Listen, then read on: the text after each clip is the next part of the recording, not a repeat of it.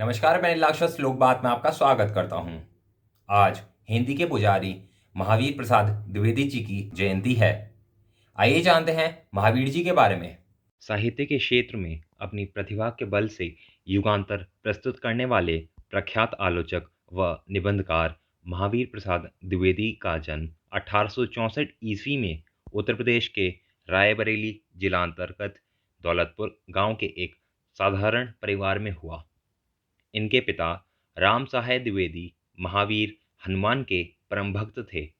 शायद इसी कारण उन्होंने अपने पुत्र का नाम महावीर सहाय रखा, जो बाद में उनके अध्यापक के भूल के कारण महावीर प्रसाद हो गया। द्विवेदी जी का पूरा परिवार विद्याव्यसनी था, जिससे उन्होंने घर पर ही हिंदी, अंग्रेजी, बांग्ला और संस्कृत आदि का ज्ञान प्राप्त हो गया था। बचपन से ही इन्हें तुलसी कृत रामचरितमानस से बेहद लगाव था, जो बाद तक दिखता है।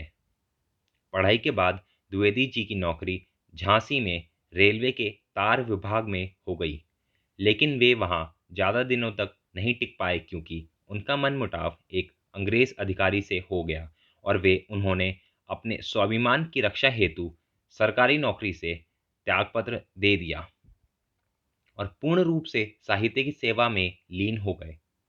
1903 ईस्वी में उन्होंने उस समय की प्रसिद्ध पत्रिका सरस्वती का कार्यभार संभाला और ताउम्र अपना जीवन हिंदी सेवा में बिताया। अपने 20 वर्ष के सरस्वती संपादन काल में द्विवेदी जी ने जहां भाषा के परिष्कार और उसके स्वरूप निर्धारण के लिए अथक प्रयास किया, वहीं हिंदी लेखकों तथा कवियों की एक पीढ़ी का निर्माण भी किया। राष्ट्रकवि मैथिली शरण गुप्त जैसे प्रतिभाशाली कवि और अमर शहीद गणेश शंकर विद्यार्थी जैसे तेजस्वी पत्रकार तथा उपन्यासकार सम्राट प्रेमचंद्र जैसे रत्न आचार्य द्विवेदी जी की ही देन है।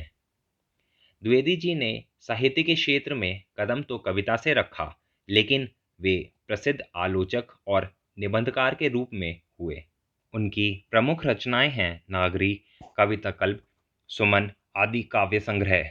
हिंदी भाषा की उत्पत्ति, कालिदास की निरंकुशता, रसज्ञ रंजन, संपत्ति शास्त्र, सुकवि संकीर्तन, साहित्य लाभ, कविता विलाप, विचार विमर्श साहित्य सीकर, आलोचनांजलि आदि निबंध व आलोचना। इसके अतिरिक्त उन्होंने कई अनुवाद और बालोपयोगी पुस्तकें भी लिखीं। द्विवेदी जी हिंदी आलोचना के शिखर पुरुषों में से हैं। वे हिंदी के विशाल आलोचना भवन की सुदृढ़ नींव के संस्थापक हैं। परंपरागत साहित्य धारणाओं तथा आदर्शों की उपेक्षा करके उन्होंने ही सर्वप्रथम चिंतन तथा मनन के आधार पर निजी विचारों का प्रतिपादन करके परंपरागत आलोचना की शैली तथा विषय तत्व में परिवर्तन दिखाया। वे सच्चे आलोचक के भांति कभी भी अपने युग की परिस्थितियों तथा आवश्यकताओं से अलग नहीं रहे। उन्होंने हिंदी की आवश्यकताओं को समझकर अपनी आलोचना को उन पर आधारित किया तथा गुण दोष विवेचन की पक्षपातपूर्ण शैली की अपेक्षा चिंतन तथा पक्षपातहीन निर्णय करने के आदर्श प्रस्तुत किए। न केवल अपनी आलोचना बल्कि अपनी कविताओं में भी राष्ट्र प्रेम और राष्ट्रभाषा हिंदी प्रेम को दिखाया। अधकचरा अंग्रेजी जानने वालों पर व्यंग करते हुए उन्होंने लिखा है, एबीसीडी का भी ज्ञान जिनको अच्छी भांति हुआ ना, अंग्रेजी उद्धृत करने में किंतु जो ना शर्माते हैं, ऐसे विद्या बुद्धि निधान जिनका बड़ा मान सम्मान, निश्चय वे ही परम प्रतिष्ठित ग्रंथकार कहलाते हैं। ऐसी बातें आज भी बहुत दिखाई देती हैं। द्विवेदी जी न केवल अपनी रचनाओं में वरन अपने जीवन में भी आदर्श और नैतिकता की बातें करते हैं। अपने जीवन में स्त्री विमर्श को उतारते हुए उन्होंने अपनी पत्नी का एक मंदिर बनवाया, जो आज भी मौजूद है। ऐसा करने पर उन्हें समाज का विरोध और ना जाने कितनी आलोचनाएं झेलनी पड़ी, लेकिन वे अपने निश्चय से बिना हटे अपनी पत्नी की याद में स्मृति मंदिर बनवाकर ऐसा काम किया जिसके बारे में लोग कम ही सोचते हैं।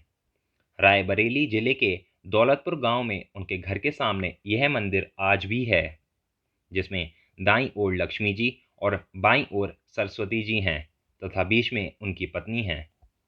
इस मंदिर का निर्माण द्विवेदी जी ने सन 1918 ईस्वी में कराया था। यह मंदिर आज भी लोगों को यह सीख देता है कि स्त्री हर रूप में आदर की पात्र है। ऐसे कर्मठ और बहुमुखी प्रतिभा के धनी रचनाकार द्विवेदी जी को उनकी जयंती पर शत शत नमन।